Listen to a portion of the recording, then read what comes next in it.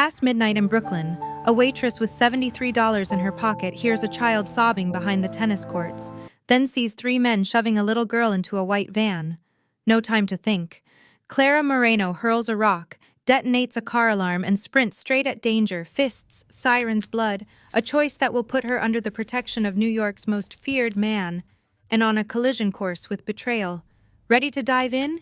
Tell me where you're watching from. One rock, one scream, one stupid decision. That pulled her into a world where mercy didn't exist. It was past midnight in Brooklyn. The Harbor Grill's neon lobster flickered like it was on its last prayer, and Clara Moreno counted out her tips by the bus stop light. $73. One's gone soft from sweat and spilled Coke. Enough to buy Eli new shoes. Maybe even a pair that didn't squeak with every step. She tucked the cash into the inner zipper of her denim jacket, knotted her hair, and cut toward Riverside Park. The late train home was a gamble, but the path by the water shaved 15 minutes off the walk. Time was money, and she'd been short on both since forever. The river air smelled like iron and rain. A barge's horn carried across the black water in a long, lonely note. Sprinklers ticked somewhere in the dark, hitting dead grass. The path lamps buzzed with moths. She kept her eyes forward, pace steady, body on autopilot, mind already deciding whether Eli needed the shoes more than their fridge needed milk, eggs, a miracle. Then she heard it. A sound too small for a city this loud. A child's voice, muffled, ragged. Crying. Nope, she told herself. Keep moving. People set traps. People lied. People pulled you into other people's business and left you with the bill. Her feet didn't listen. They slowed. They stopped. Her throat tightened like a fist. She stepped off the path, gravel crunching, and peered past the chain link near the empty tennis courts. Three men in black suits, silhouettes cut from the dark, were muscling a small girl toward the side door of a white van. The girl's hair bow glowed like a tiny moon. One man hissed, "Quiet," through his teeth. Another had gloved hands and a watch that flashed whenever he moved. Expensive, wrong for this hour. Clara felt the world tilt. She didn't weigh odds or formulate plans. She grabbed the first thing her hand found, a smooth, palm-sized chunk of rock from the planter, and whipped it at a sedan parked along the curb. The rock hit with a hard, satisfying crack. The car alarm detonated into the night. Lights, noise, chaos. "Fire! Somebody call 911!" she screamed, voice cutting clean as glass. All three men flinched. Half a second. No more. She charged. Her sneakers skidded on damp asphalt as she slammed her shoulder into the nearest suit, a compact knot of muscle she hoped would move when hit. He did. He stumbled, swore, and the girl jolted free. Clara grabbed the child's wrist, the fragile feel of bird bones and fear. "Run!" she shouted.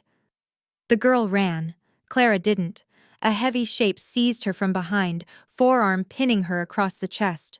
The air shrank. She drove her heel into a shin and twisted, but a fist crashed into her cheek. White flash, ringing sound, then another hooked her jaw. Pain burst, hot and dizzying. The tennis court spun. The river surged in her ears, and the ground came up too fast. She hit. The world thinned to a thread. Feet thundered around her. A door slammed. Tires squealed.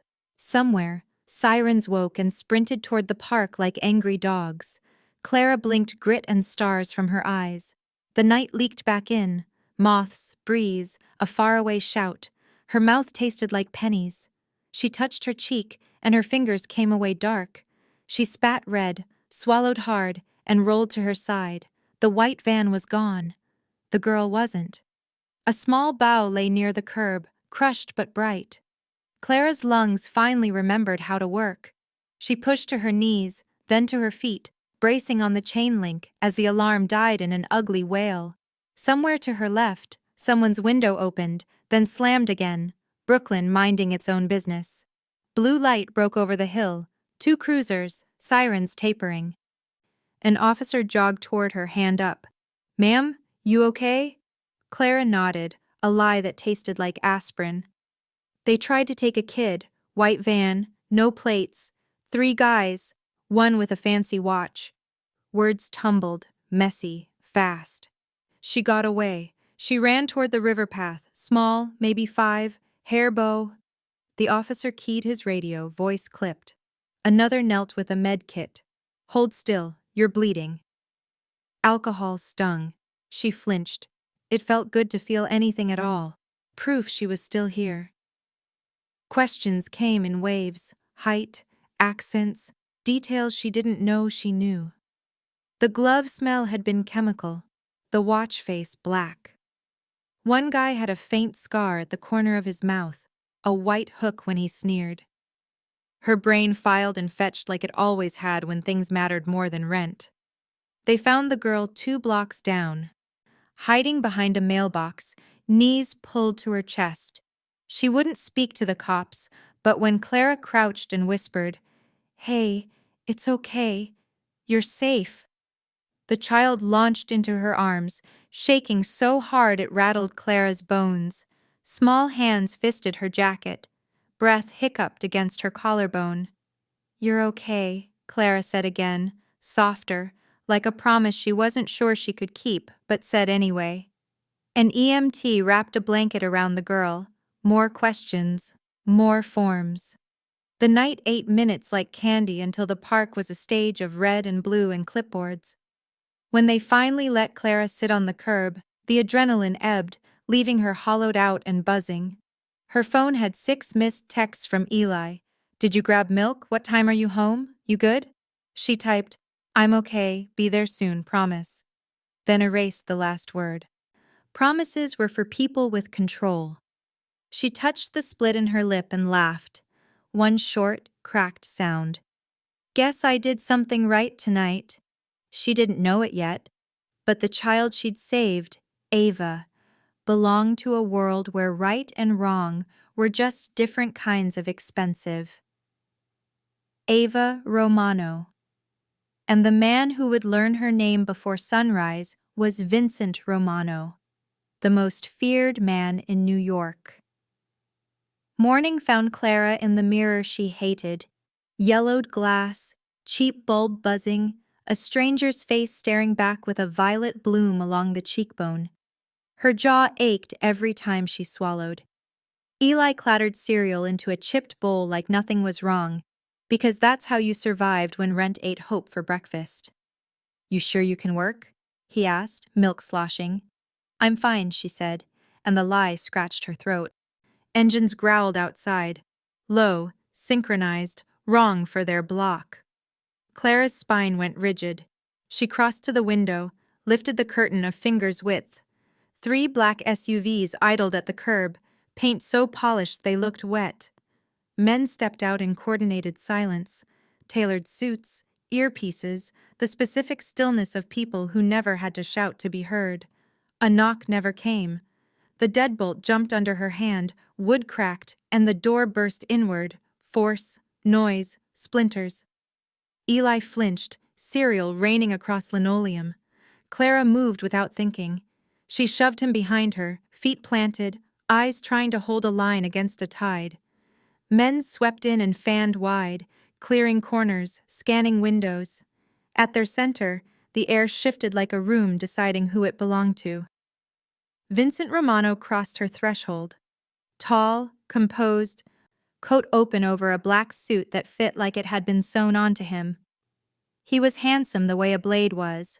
Simple, perfect, built to cut. His eyes found Clara's and held. Ice wasn't the right word. Ice could melt. These were carved, permanent. "Get out," Clara said, voice too steady to be real. Her heartbeat rattled her ribs. Eli's breath from behind her came in fast, thin pulls. A small shape slipped between the men. A bow in dark hair. Ava. She looked smaller in daylight, the blanket from last night traded for a wool coat that matched her father's in seriousness. She blinked up at Clara like sunlight hurt. "Papa, that's her," she said softly. "That's the lady who saved me." Everything stopped. The men's hands lowered an inch. Eli peered around Clara's shoulder. Vincent's gaze didn't leave Clara's face, even as his hand came down to rest on his daughter's head, protective without being gentle. "You're the woman who attacked my men," he said at last, as if he were confirming inventory, "and saved my daughter." Clara's mouth went dry. "Your men were kidnapping her." "Removing her from a threat," he said, and something flickered. Amusement, irritation, it was hard to tell. "They failed. You did not." He didn't kill her. He didn't even raise his voice. He took in the shoebox kitchen, the duct-taped chair leg, the grocery list on the fridge with 2 items optimistically circled. A muscle twitched in his jaw like a clock hand. "From this day forward," he said, each word laid down like a brick, "you are under the protection of the Romano family." No, it came out too fast, too hard. "I don't need protection. I need my door fixed." Ava's hand tightened in her father's coat. One of the men, the kind with a ledger for a soul, shifted his stance. Vincent's attention sharpened. "Protection isn't a favor," he said. "It's a consequence." Eli spoke for the first time, small but defiant. "We don't want any trouble." Vincent glanced at the boy, careful, assessing, as if cataloging another variable he would not ignore. "Trouble already found you," he said, looking back to Clara, "because you found my child." Clara felt the floor tilt again, the same way it had by the tennis courts. She could say yes, let men who moved like shadows decide when she slept, what she owed. Or she could say no and pretend the world didn't have long memory and short mercy. Pride won the first round. "We're good," she said. "Thank you for whatever this is." Silence stretched, taut, humming. Vincent nodded once, like an emperor conceding weather. He stepped back, the men unspooling around him. At the doorway he paused. "A car will wait at the corner for 3 days," he said. "If you are harmed while refusing me, I will be displeased." He didn't have to add what that meant. The hallway swallowed them, then the stairwell, then the street. The engines receded. The apartment tried to remember how to be small. Eli let out a breath that sounded like he'd been holding it since birth. "Claire, who was that?" "Nobody were going to know," she said, but her hands wouldn't stop shaking enough to tape a trash bag over the splintered frame. She was late to work. She went anyway. Because rent. Because habit. Because saying no had to mean something. Night fell hard, rain needling the windows. Eli snored on the couch with an open history book on his chest. The apartment had that specific quiet of old buildings, pipes clicking, neighbors arguing through a wall like AM radio. Clara brewed tea she wouldn't drink and told herself the worst was over. The brick came through the kitchen window like a punctuation mark. Violent. Final. Glass exploded over the sink. Eli jackknifed upright. "Claire!" as cold air knifed into the room. Clara's heart slammed up into her throat. She grabbed the nearest thing with weight, a cast-iron skillet, and edged to the window. The alley was a throat of dark. Footsteps receded, fast, sloppy. She looked down. A brick wrapped in masking tape. Under the tape, red marker screamed 4 words that lived bigger than the space they took. "Romano bleeds next." Her fingers went numb. She fumbled for the business card Vincent had left on the coffee table. Heavy cardstock, no title, just a number. Pride tried to stand again, and sat back down. Eli was watching her, eyes too big, trying not to look scared.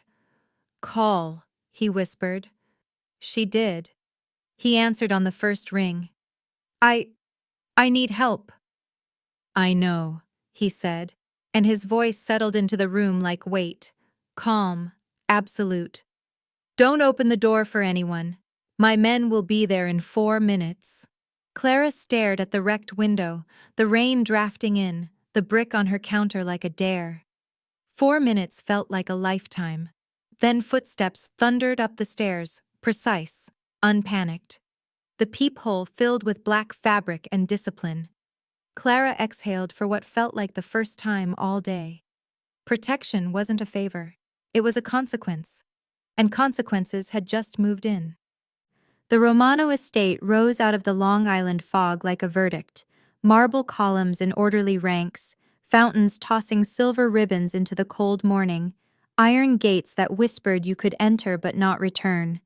SUVs rolled through the drive in a hush of wet gravel. Men with earpieces tracked the vehicles with the same attention a hawk gives a field. Luxury, without warmth. Clara stepped out with a loaner duffel and a heartbeat that hadn't slowed since the brick. Eli clung to the strap of his backpack, eyes trying to drink in everything at once and failing. Ava barreled down the front steps in a wool coat with toggle buttons and flung her arms around Clara's waist like they were old friends. "You came," she breathed. Clara lowered a hand to the girl's hair and felt some line inside her loosen, then tense again when the front door opened.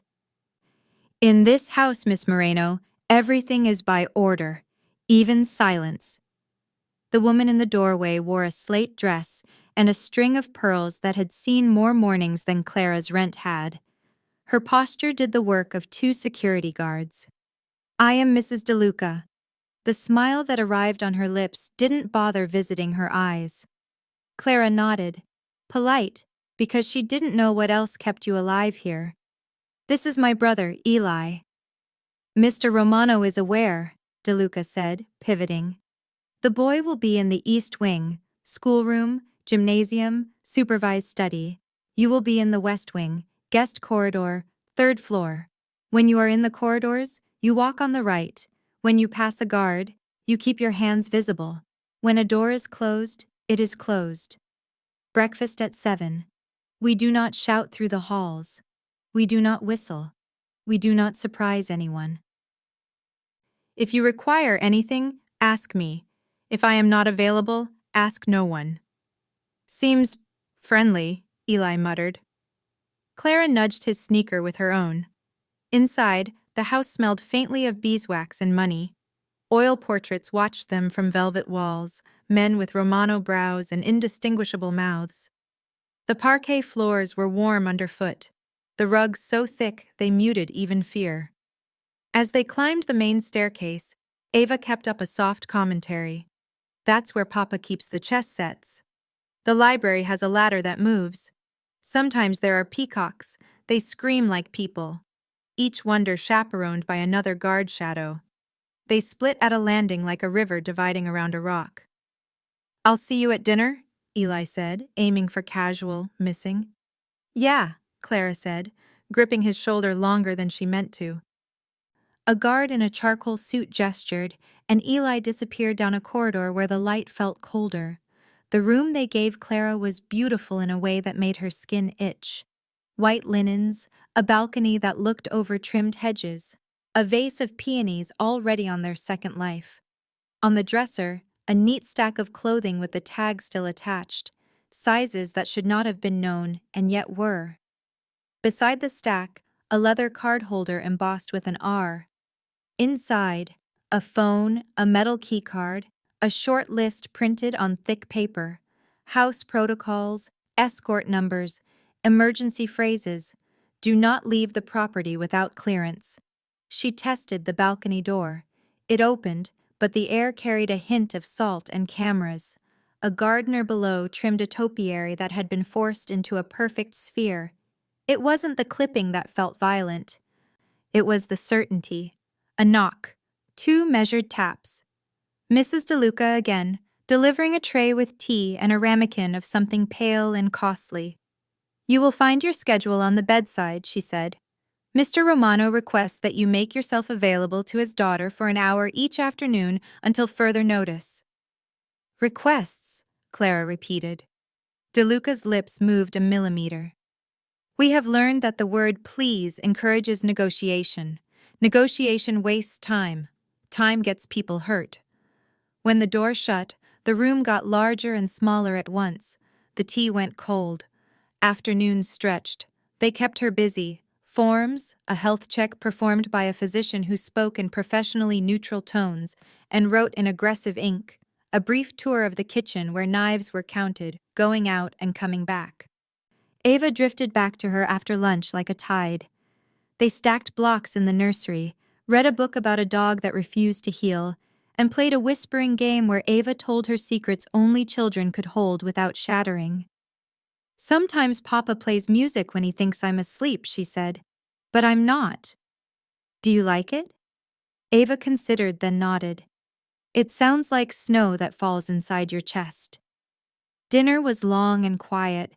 Vincent sat at the head of a table that could have hosted a medium-sized wedding.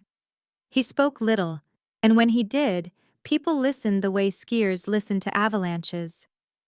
Eli looked scrubbed and wary at the far end, supervised by a young tutor who had the vibe of a friendly prison guard. Eyes found Clara and slid off, like trying to touch a flame without evidence. Night deepened. Sleep wouldn't come. The estate hummed with a mechanical pulse you felt in your teeth.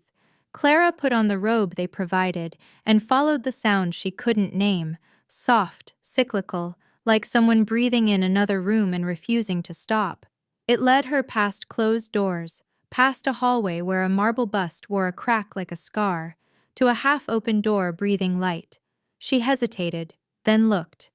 Vincent sat at a grand piano in a dark-paneled room, a pool of lamplight turning the lacquer to liquid. No guards, no coat, sleeves pushed to his forearms. His hands moved with a gentleness that felt impossible for the man who had broken her lock with a glance. The music was Chopin. She didn't know the number, only that it unspooled like memory, notes falling with the gravity of old snow. Grief lived in the spaces between the phrases, a kind that had nowhere to go and so sank, layer by layer, into whatever it could find: wood, air, bone. Clara stood in the crack of the door and listened. It felt like trespassing. It felt like mercy. He paused only once, spine taut, eyes closed as if holding something down. Then the melody resumed, softer, truer. In the dim reflection on the fallboard, she saw what she hadn't when he filled her doorway with law. Tiredness, cut into a face that refused to admit it. A man towing losses he could not afford to show. He wasn't just a monster. He was a man who'd already lost too much. And she, who had thrown a rock and detonated her life, realized she had stepped into a house where exits existed, but never for free. It didn't take long for the mansion to do what mansions do: turn breath into rumor. By day 3, the staff hallways hummed. Housemaids folded sheets like they were also folding opinions. Gardeners bent over hedges, backs angled toward windows where gossip could ripple safely. "The boss has a new woman," someone said over the hiss of the espresso machine. "Came in with the girl," another answered, not looking up. "Came in with trouble," a third decided, satisfied. Clara learned what silence can do when it wants to hurt. Her morning coffee vanished twice, once relocated to the laundry basement, once swapped for a mug so scalding it had to be deliberate. A neatly bagged set of clothes returned from the estate cleaners came back with bleach freckles that looked like a rash. In corridors, her good mornings landed like coins dropped down a well, no echo, no return. Mrs. DeLuca's smile thinned by millimeters, professional as a sealed envelope. "Order requires clarity," she said, when Clara raised an eyebrow at a ruined sweater. "You are unclear." Eli reported that his textbooks arrived late and his locker combination seemed to change on its own. The tutor apologized with the fixed smile of someone who knows apologies are a currency that never reaches the vault. Ava, oblivious and fierce, glued herself to Clara's side whenever rules allowed, narrating the migration habits of the peacocks and the relative personalities of the chess sets. The only friendliness in the house wore toggle buttons. Then, the little thing that becomes the big thing. In the gym corridor, Clara passed Marco, the head of security whose neck looked like it had been borrowed from a bull and whose haircut said he kept a calendar for grudges. He had a scar at the mouth that pulled one corner into a permanent, lazy hook. He didn't move when she tried to pass. He tilted his head, took his time, let his gaze drag in a way meant to feel like hands. "Tell me, sweetheart," he said, low, just for her. "Which room do you sleep in?" "His?" Her fist answered for her. It landed fast, clean, the way survival does when it's had practice. The crack of knuckles on cheekbone echoed off tile, surprised even the mirrors. Marco staggered, dumb with the kind of awe pain can deliver when it's not expected. A guard at the far end blinked like a camera flash went off. Clara didn't wait for applause.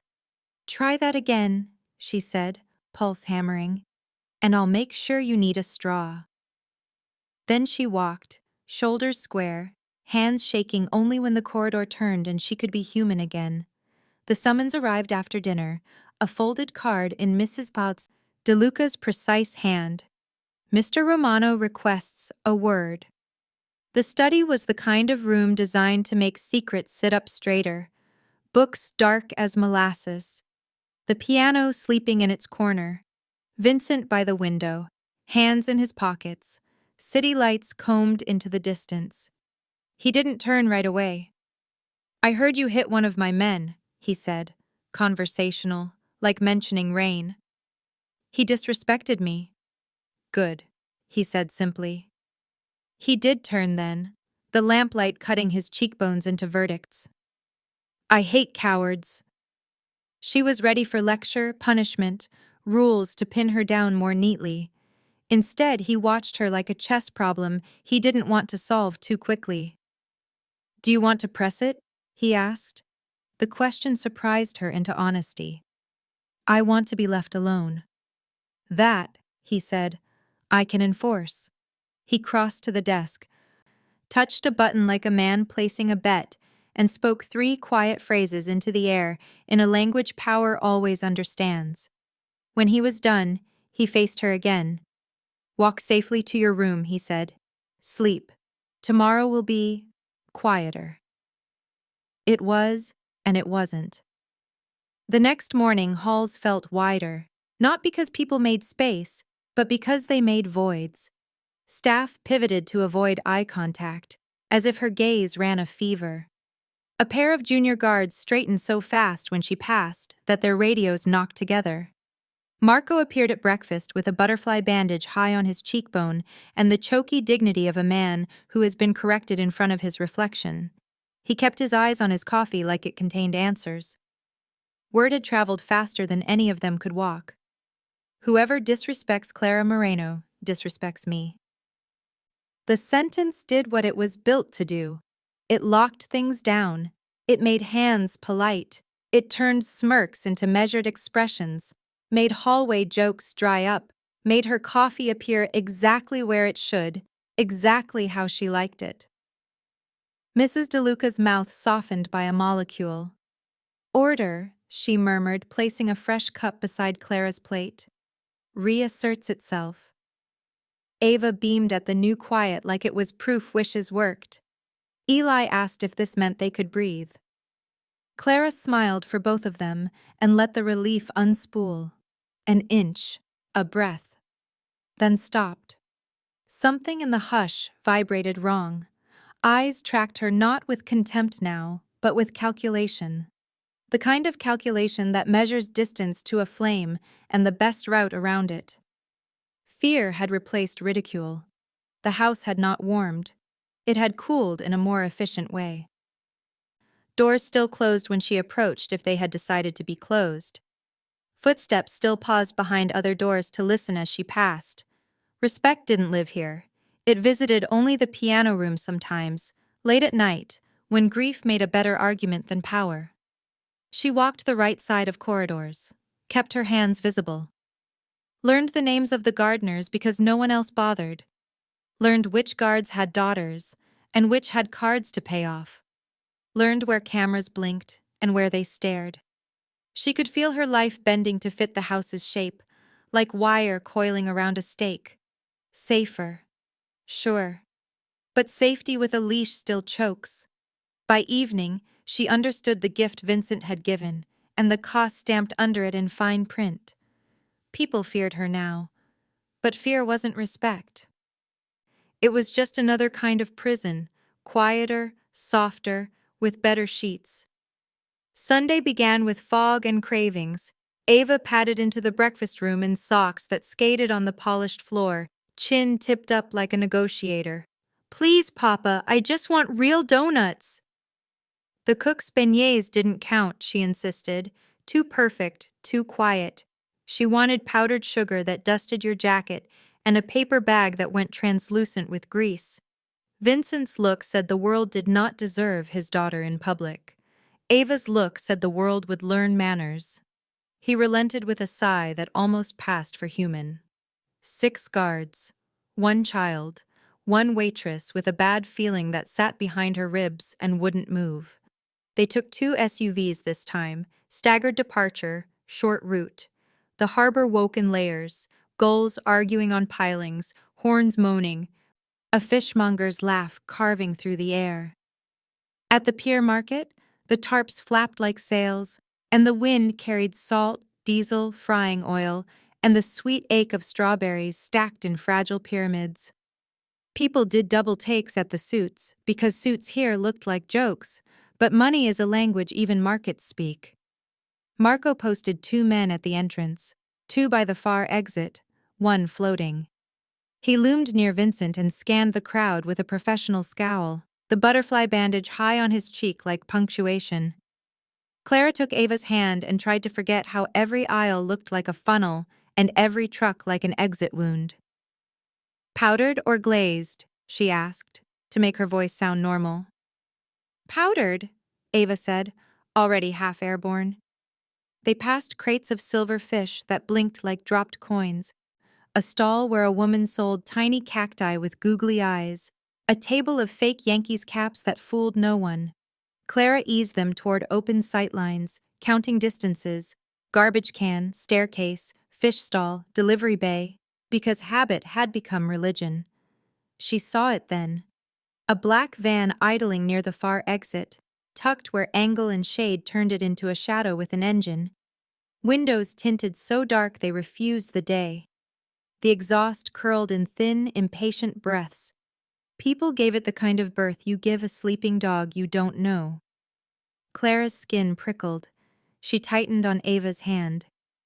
"Hey," she whispered, head bent like a conspirator. "Come here." The first shot shattered the calm. It cracked the morning like a plate. Pigeons exploded upward. A woman screamed so high it vanished into gull noise. Another shot. Closer. Angrier. Marco's voice rose over it, a barked pattern that turned chaos into choreography. "Down, down, down! Move!" The guards drew and split, one shoving Vincent toward the shelter of a concrete pillar, another stepping into open space like he'd been waiting for permission to do something stupid. Clara didn't think. She shoved Ava behind the nearest cover, a fish stall draped with blue tarp, and threw her body over the small, shaking form. The stall reeked of brine and lemon and life-ending. She tasted salt and fear as bullets chewed the air above them. Wood splintered. A pyramid of apples detonated into rolling red. Glass went to confetti. Someone knocked over a fryer and the hiss roared like a snake the size of a car. "Ava, curl up, arms over your head," Clara said, voice low, calm she didn't feel. The child obeyed with the obedience panic teaches. Clara peered under the tarp hem. Boots moved fast, 2 approaching from the van, 1 coming through the knot of a panicked crowd. The closest gunman held his weapon low and tight, professional, eyes already tracking the stall's corner like he had a map she didn't want to believe existed. Return fire cracked from the entrance. Marco's voice again, nearer. "Left flank! Pressure!" A guard beside the donut stand took a hit in the shoulder and spun down, breath grunting out, then crawled behind an ice chest with grit-blooded resolve. People were on their bellies, under tables, behind crates, praying in languages the market knew by heart. The gunman at the fish stall moved in, angle cautious. Clara had 1 beat to choose between waiting and becoming. She grabbed the nearest object with weight, a metal sheet tray slick with oil, and surged up from behind the tarp. She hurled the tray with both hands at his weapon hand, with all the small-town softball she had left in her bones. The clang sang like church. He flinched, reflex, pain, muzzle skittering wide. Marco took the shot. It hit center mass, one, then a quick second. The man folded like a cut rope. The second attacker at the van swung toward the sound and caught a guard's three-shot reply that made him think hard about mornings. The third, seeing the geometry invert, laid down a wild stripe of covering fire, clipped a stack of plastic cutting boards into fluttering birds, and sprinted for the van. Tires squealed. Someone shouted, "Tag!" into a radio, and got only static for thanks. Silence doesn't return after gunfire. It rebuilds in pieces. The smell of cordite wrapped itself around fish and sugar and fear. A little boy cried the way only kids cry when adults fail them. A vendor cursed into his hands. The guard by the ice chest pressed his own wound and said he'd keep his breakfast. Thanks. Marco moved through the wreckage like a storm still listening for thunder, boot nudging the nearest weapon away, eyes bright and cold. "Clear," he called, and nobody believed him until the market remembered how to breathe. Vincent was already moving. He covered the distance to the fish stall in long, unhesitating strides that said a man can be two things at once, king and father. Clara lifted off Ava, hands shaking now that shaking was allowed. The child launched, powderless and whole, into her father's arms and sobbed into his lapel. "She covered me. Papa," she hiccuped, "she saved me again." Vincent looked over her small shoulder at Clara. Something eased in his face. Not big, not permanent, but real, like a knot finally admitting it could be untied. He took in the splinters in her hair, the tremor running through her fingers, the tray lying bent at her feet like a broken shield. His eyes softened for the first time. "Twice now," he said, voice low enough to make the world lean in. "You've saved what I love most." The garden held its breath after midnight. The fountains, loud by day, softened to a hush that felt like confession, and the hedges cast long seams of shadow across the gravel. Clara found the stone bench she'd noticed from her balcony, a crescent tucked under an arched trellis swollen with late roses, and sat because sleep had refused to bargain. Crickets stitched the dark. The house lights behind her glowed like distant ships. Vincent was already there, still as architecture, coat off, shirt open at the throat, as if he'd tried to breathe and didn't like what he found. He stared at a point past the rill of water, gaze unfixed, a man visiting a room no one else could enter. Clara considered turning back the way she came. Pride suggested it. Exhaustion vetoed. She sat at the far curve of the bench, leaving a diplomatic stretch of stone between them. He spoke first. "My wife Sophia used to sit here." His voice came low, unvarnished. "She said power built on fear always collapses." He let the sentence rest like a flower on water and watched it drift. Clara rubbed her thumb against the seam of her jeans.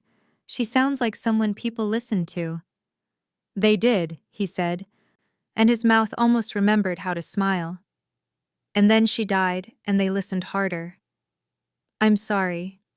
He nodded once, not at the apology, but at the fact of it.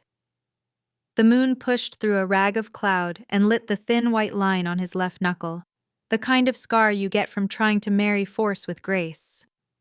"Where did you learn to throw a tray like that?" "Varsity softball junior year," she said. "Coach said I had a dangerous arm. He meant it as a compliment." The quiet thinned, and she felt the shape of it change, less like an interrogation room, more like a porch at the end of a long day. She exhaled. "My mom died when I was 19. She'd been sick for a while. My dad drank like it was a job nobody wanted, but he had to keep. I dropped out of school to keep the lights on and get Eli to class. It was supposed to be a semester. Then semesters turned into years. Your brother trusts you the way my daughter trusted Sophia," he said after a beat. "Completely. It's a weight. It's a reason to get up. It's a chain." she answered, then winced at her own edge. And a reason to get up. Both can be true. They usually are, he said. Truth rarely travels alone. Water kept moving. The roses breathed their dark sugar. Somewhere in the hedges, a peacock coughed like a broken trumpet and then remembered dignity. Clara folded her hands and let the bench hold what her spine was tired of carrying. Everyone in that house thinks I'm your complication, she said. I'm just a woman who threw a rock because a kid was crying in the dark. I know exactly what you are, he said. He turned finally. The moon made coins in his eyes. You're a person who moves first in the direction of danger if that's where the right thing lives. That isn't common. Neither is a mob boss quoting his wife about the ethics of fear. He huffed out a laugh, quick, unwilling. I didn't ask for my job, but I took it, and then I made it behave. He looked back at the fountain. It behaves until it doesn't. They let quiet do the next part. Two broken lives sharing the same silence, measuring each other's ruins without flinching. The house ticked behind them, leaves whispered. The night felt like a held note. Stay, he said at last. It wasn't a command. It wasn't even a request. It was a proposal built out of a father's math. Officially, be Ava's guardian, not a guest we thank in the newspaper, a fact of her life. Clara stared at her hands. She could see the pathways branching, wings of the estate mapped from above like veins, a schedule that wasn't hers, the way safety starts to look like captivity if you stare too long. If one day I feel I'm losing myself, I'll leave, she said. I need to say that out loud. For me. Then you'll leave, he said quietly, but I'll still protect you. He said it like weather, like a tide you could set your watch by. Not because she'd earned it twice and he kept ledgers, but because a promise was a structure he knew how to build. They didn't move. The distance between them didn't close, and somehow it did. The breeze lifted the scent of cut grass. A guard's distant footfall marked the hour and then effaced itself. Something shifted between them, small, fragile, honest. Not heat, not yet. Recognition. A line from one life to another drawn in clean pencil, not ink. She felt it settle like a stitch that would hold if they were careful. Powdered sugar, he said, almost to himself. What? You were right about the donuts, he said. The ones in the paper bag are better. She smiled without meaning to. Don't let the chef hear you. I won't. He rose, smoothing his sleeve, and the man who ran an empire clicked back into place around the father who had come into the garden to breathe. Good night, Miss Moreno. Good night, Mr. Romano. He left first. The roses stayed. The fountain kept its counsel. Clara remained on the bench until the chill reached her bones, and some hidden part of her, long braced against everything, loosened by a fraction. A fragile connection had been born out of pain and honesty, and for the first time since the door burst, she didn't feel entirely alone. The house had its own weather after midnight, vents sighing, floorboards settling, a far-off elevator coughing like it had secrets. Clara slipped from her room with a sweater over pajamas and the prickle that comes when a text goes unanswered too long. Eli wasn't in his bed, his pillows stacked like a decoy head. A note card on the desk with a math problem half done. He wouldn't have left the wing without telling her. He wouldn't, unless a tutor kept him late or he went looking for a snack and lost track of time. She checked the study, the game room, the nook where he read comics behind a plant the size of a small tree. Nothing. Downstairs, a sliver of light cut under the service door that led to the belly of the house. She followed the corridor past cold tiles and the metallic smell that lives where knives are counted. The wine cellar opened like a throat, cool, vast, rows of bottles sleeping behind wire. Voices drifted from the far aisle, low and close enough to taste. Anthony Vega. Smooth. Educated. The kind of voice that turned orders into options. "While Romano worries about his kid," he said, conversational. "We take the docks. 2 nights, maybe 3, and the Russians set their flag. He won't blink until it's done." A second voice answered. Hard consonants, a razor burr. Russian. "And the girl?" "Bait," Vega said. "She keeps his eyes in the wrong direction. Tenderness has a cost. I keep telling him." Clara's blood went cold. Ava, bait? Or her? The pier, the van, the shots. Suddenly, the choreography had a choreographer. She shifted without thinking, weight on the ball of her foot for a better angle.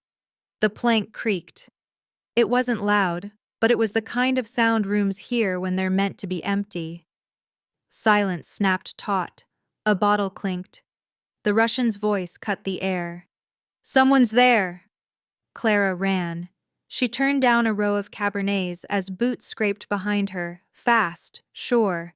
Another turn, past a stack of crates stenciled in Italian that weren't wine at all. The maze of the cellar folding and unfolding as if it wanted to help, and then remembered who paid its electric bill. She hit the service hall and sprinted, heart punching her ribs, breath burning.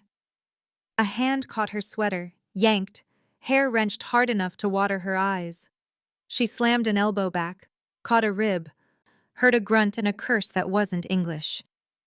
"You should have stayed out of this, sweetheart," a voice hissed at her ear, pleasant on the surface, wrought underneath. Vega. A gunshot cracked the hallway open. Light strobed from the doorway. Dust lifted, ears rang. Clara froze because the world told her to. She turned. Vincent filled the threshold, gun raised, coat unbuttoned, eyes the exact temperature of winter. "Let her go." He didn't shout. He didn't need to. The air obeyed. Vega's fingers loosened from her hair like they'd remembered they belonged to a body that likes to live. He did the math, distance, aim, the fact that 5 steps behind Vincent, 3 guards had already drawn, and 2 more were physics problems about to happen. The Russian slid back into shadow like he'd been born there. Vega lifted his empty palms. "Boss!" Clara's voice tumbled out, raw, urgent. "Vega's working with the Russians. They're planning to take the docks, use Ava as bait, then kill you." Her chest heaved. The words made the hall colder. Saying it turned suspicion into structure. It fit too well. Pier shots, the van with its engine purring, the way the market geometry had favored the attackers until it didn't. Vincent didn't blink. He didn't look at Vega first. He looked at Clara, and in the sliver of a second between breaths, something passed. Trust offered, trust accepted. He kept the gun steady. "Gather the council, now." The order rolled like thunder. Marco moved, radio up, voice clipped, the house waking in layers. "Eyes on Vega," he said to a guard who suddenly found religion. Another man ghosted down the aisle to sweep the cellar with the calm of a surgeon looking for a vein. Mrs. DeLuca appeared at the end of the corridor as if conjured by dread, hair in a tighter knot than usual, eyes set. "There are rules," she said, more for herself than anyone. "Even for nights like this." Vega tried on sincerity like a suit. "This is absurd. I've handled your father's docks since I was 19. "And you'll answer for how you handled them," Vincent said, voice even. "In my office, with everyone listening."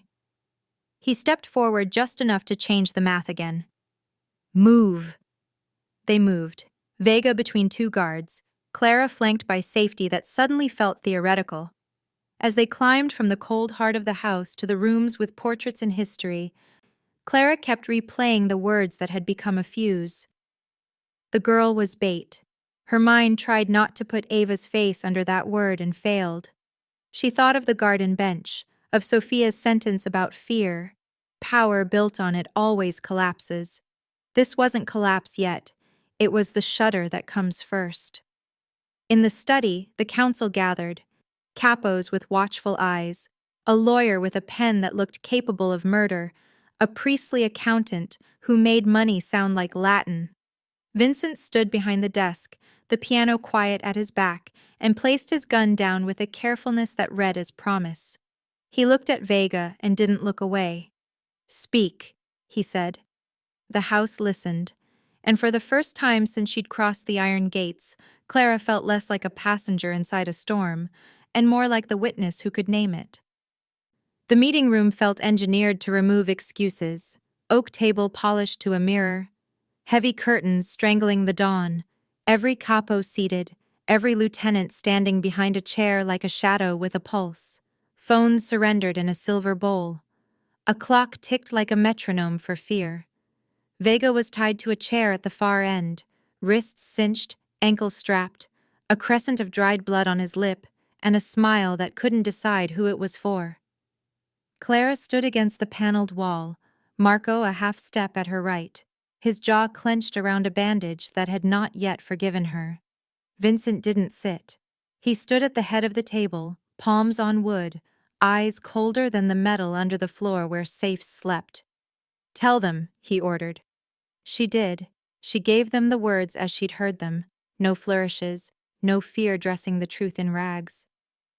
The wine cellar, the Russian accent. While Romano worries about his kid, we take the docks. The girl was bait. She let the 4 words hang and harden, and the room leaned away from them as if they were smoke with teeth. The lawyer signaled, and a text slid Vega's phone from an evidence bag, like a magician announcing a finale. A cable, a keystroke, a quiet hum. The projector woke against the far wall. Logs, transfer trails, numbers like veins, the accountant murmured. Hidden accounts spidering through shells in Cyprus and Tallinn, encrypted calls that matched midnight. Wire notations in Cyrillic for shipments already scheduled to arrive wearing new names. The truth spilled out like oil, slick, irrefutable, eager to ruin whatever it touched. Vega laughed once, thin, off-key. "This is theater," he said, turning his face so the room could see his best profile. "You taught me the docks. Your father taught me the docks. And you left me to handle fires with a garden hose while you learned to play piano in the dark. Russians fill vacuums. I filled one first." Vincent walked slowly toward him. Not fast. Fast would have been angry. Slow had purpose. He stopped close enough that Vega had to tilt his chin to pretend he wasn't looking up. "You betrayed my trust," Vincent said, voice even. "My business." He paused, the room hearing a chord resolve. "But worst of all, you used my child." Ava's name didn't pass his lips, didn't need to. It was in the way his right hand relaxed, in the way his left stopped pretending it didn't shake. Anthony Vega, who had eaten at this table and toasted at this piano and touched the old man's coffin with damp eyes, decided to gamble on history. "I kept her alive," he said softly. "My men never missed." One gunshot. No preamble, no speech turned into a blade. The report hit the walls, the floor, the lungs, then quiet ate it. Vega's head jerked and settled. The smile at last remembered mercy and left. A crimson dot bloomed and didn't travel far. Silence arrived wearing heavy shoes. Vincent lowered the pistol like a man putting down a tool.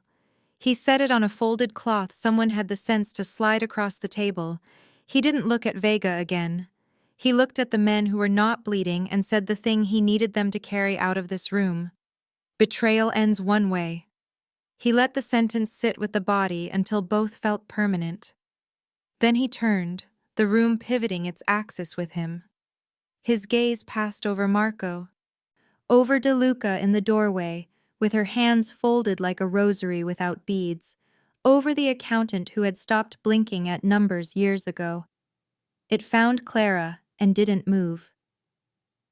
"From this moment," he said, each word placed like stone. "Clara Moreno's word carries the same weight as mine." It landed like a second shot, not loud, final. Chairs adjusted by millimeters. A capo's throat cleared, then remembered to be quiet. Marco's eyes flicked to Clara, calculation rebooting, a new map drawing itself behind his stare. Mrs. DeLuca did not look surprised. She looked as if she had been bracing for a storm and had finally heard thunder. The lawyer's pen hovered, then wrote a single sentence that would become policy before lunch. No one dared to breathe. Clara felt the weight arrive and settle, cold, unwelcome, undeniable. She hadn't asked for it, but power rarely asks permission from the people it chooses. She held Vincent's gaze and gave a small nod she hoped meant, "I won't lie for you. I won't lie for me." He returned it with the barest tilt, a compact sealed not with blood, but with accountability. Cleanup began. Quiet, efficient. The ritual of restoring order after the truth has made a mess. The body was taken. The phone was tagged. The council dissolved into assignments. Shore up Pier 23, audit crews on 17, freeze Vega's channels before someone else drank from them. The accountant spoke in numbers that sounded like triage. Marco murmured into a radio with new steel in his spine. Men who had considered Clara a complication now considered her a weather system. Vincent stepped close enough for private words that the room couldn't pretend not to hear. "You will meet with me at noon," he said. "We will plan the next 72 hours. You will tell me if anything feels wrong." "Everything feels wrong," she answered. It wasn't defiance. It was inventory. "Good," he said, and his mouth remembered its almost smile. "That's how it should." He looked at the empty chair where Vega had just sat. "Until it doesn't." As the room emptied, Clara stayed one beat longer, fingers against the cool veneer of the oak, lungs remembering air. The house had shifted again, gears catching, new teeth finding purchase. She felt eyes follow and fall away. Respect hadn't arrived, not really. But something close to it had stepped into the doorway and looked around. And outside, past the iron gates, the docks waited to learn whether fear would run the city or discipline would. Days later, the house exhaled. The change wasn't loud, no trumpet of relief, no speech carved into marble. It was in the way footsteps softened in the halls, how doors stopped pausing before they opened, how the staff spoke at normal volume again without listening for the echo of trouble. No whispers, no tension. The espresso machine hissed for coffee, not rumor.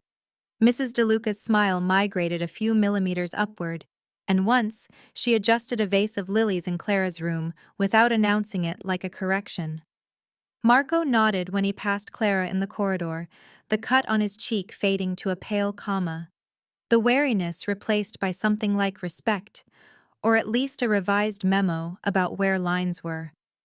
Ava laughed again, the real kind that lifts off her ribs and escapes into the courtyard.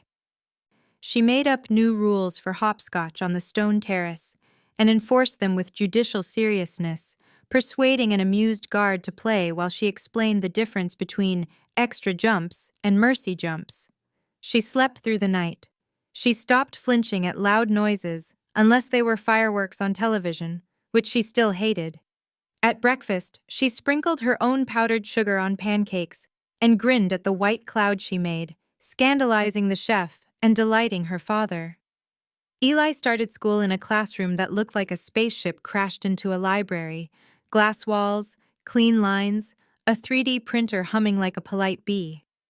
He joined the robotics team because a kid named Jamal handed him a soldering iron and said, "You look like you hate being bored," which was either insult or prophecy or both.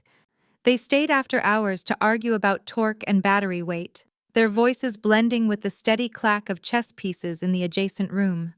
The tutor proved to be better at late homework than at small talk, which worked for everyone. Sometimes Vincent would drift in at the end of the day, jacket off, tie loosened, the empire held at arm's length while he examined a tangle of wires and possibilities. "You don't want to run your motor off that rail," he'd say, patient, almost gentle. "You'll starve the logic, and it'll brown out when you hit the ramp." He'd sketch a simple circuit on scrap paper, his handwriting tight and economical, and show Eli how to isolate noise with a capacitor, the way you isolate variables in a life you plan to keep. He never raised his voice. He never took over. He asked questions that made boys proud to know the answers. Once, when the claw mechanism jammed under load, he rolled up his sleeves and took a step back so Eli could fix it first. Again, he said, not unkind. Make failure teach you what success should look like. Clara watched them from the doorway, one hand on the frame, the other wrapped around a mug that finally tasted like coffee instead of adrenaline. She had expected the quiet to feel counterfeit, like a set dressed for a scene that would reset after the director yelled cut. It didn't. The quiet here had grit to it. It required work. It held. The staff adjusted too. Where there had been sidelong glances and swallowed greetings, there was a new, crisp efficiency. The men in suits still moved like weather, but it was the reliable kind, fronts that arrived when forecasts predicted, rain that watered rather than drowned. The gardeners returned to their eternal battle against the idea that hedges could be perfect. They lost in pleasing increments. The housekeepers kept order without weaponizing it. Even Mrs. DeLuca, once a glacier, developed a habit of leaving small, useful things where they would be found. A pack of gum in Eli's backpack on test day, a mending kit on Clara's dresser after a button surrendered. One thread's what one hopes to keep, she said, and left before Clara could say thank you. At night, the piano found the hours again. Sometimes the melody stayed in the room with Vincent. Sometimes it walked the halls and opened doors that fear had shut. Clara would sit on the garden bench and let the notes cross the grass, and the roses would try to name the piece and fail. On 2 different evenings, Vincent found her there, and they spoke in the tempered language of people who know what a day can do to a person. Not about the docks, not about the ledger of violence the city keeps, about Sophia's favorite winter soup, about Eli's knack for making a broken thing honest about how it broke, about Ava's encyclopedic opinions on donuts and why powdered sugar tastes like snow if you eat it outside. The empire didn't vanish just because the house was learning how to be a home. Men still came and went. Calls still arrived with their own weather. Marco's radio still murmured at odd hours with updates that sounded like coordinates and fate. But the space between those necessities widened enough for human things to happen without apology. In the library, Ava invented a game where she'd hide behind the rolling ladder and make Clara pretend to be a detective with terrible clues. In the kitchen, Eli taught the pastry chef how to code a timer that didn't lie. In the garage, the robotics team tested a new drivetrain while Vincent watched with arms folded, his mouth tugged by the ghost of a smile when the bot took a corner clean. For the first time, Clara saw family where she used to see danger. The word didn't arrive with trumpets. It crept in through the small things, how Vincent put a hand on Eli's shoulder and waited until the boy looked up before speaking, how Ava slid her tiny palm into Clara's without asking and expected it to be there, how a house built to keep the world out had started to keep certain parts in, tenderly. Maybe, she thought, even in the darkest worlds, goodness can still grow. Not like a field you plant and harvest, but like a stubborn vine that climbs a wall no one thought it could, finding its own anchor points, stone, wire, grief, promise, and holding fast. The quiet came on like a gift nobody wrapped, no radios crackling in the hall, no shoes marching information up and down the corridors, just the clink of forks and the easy drift of voices. It was only the 4 of them at dinner, Vincent and Clara, Ava and Eli, clustered at the small round table near the garden doors, instead of that grand slab of oak that made every bite feel like a verdict. No guards, no business, just food and laughter. Ava swung her feet and unveiled her masterpiece with a solemn flourish. "It's the potato cat you drew, Clara," she announced, holding up a painting where a lopsided feline, more oval than animal, smiled with outrageous optimism. The whiskers were crooked, the eyes were heroic. Eli tried not to laugh and failed. Clara covered her grin with her hand. Vincent. Vincent actually laughed, a clean, startled sound that seemed to surprise him as much as everyone else. The house felt weirdly startled too, like it couldn't remember the last time it heard that sound, and wanted to learn it again. They lingered. Seconds of dinner passed around like seconds of courage. Eli explained a new drivetrain he and Jamal were testing, and Vincent asked questions that nudged the idea forward without stepping on it. Ava described a hopscotch rule so complicated, it required a constitutional amendment. Clara told a story about a Harbor Grill regular who tried to pay for pie with a winning scratch-off ticket and a promise, and the table dissolved into the kind of laughter that repairs things you didn't know were cracked. After dishes and pajamas, and the ritual of one more page, one more minute, one more hug, the children drifted upstairs, sleep carrying them like a tide. The night settled into that gentle hush homes make when they've decided to hold instead of haunt. Clara and Vincent stepped out to the terrace. The garden breathed roses and clean stone. The fountain kept time. "This house feels alive tonight," she said softly. Vincent watched the window where Ava's lamp made a small gold square against the dark. "It's not the house that changed," he said, a faint smile pulling at the edge of his voice. "It's you. You made it breathe again." Clara looked at him, really looked, not at the suit or the past or the architecture of control, but at the man who had learned to hold a piano key down long enough to find the note beneath it. "No one's ever really saved until they choose to see the good in someone else," she said, "even when it's inconvenient, especially then." He turned to her like a compass remembering north. "Maybe that's the only truth I've ever needed," he said, voice lowered. No decree, no armor, just a confession that fit the night. They didn't touch. They didn't need to. Something steady and unafraid moved into the space between them and sat down. In the upstairs hallway, a board creaked the way old houses do when they're adjusting to weather. Somewhere inside, a piano key hummed because a draft found it and asked for a song. For once, the future didn't look like a corridor lined with closed doors. It looked like a path with lights that would turn on when you reached them.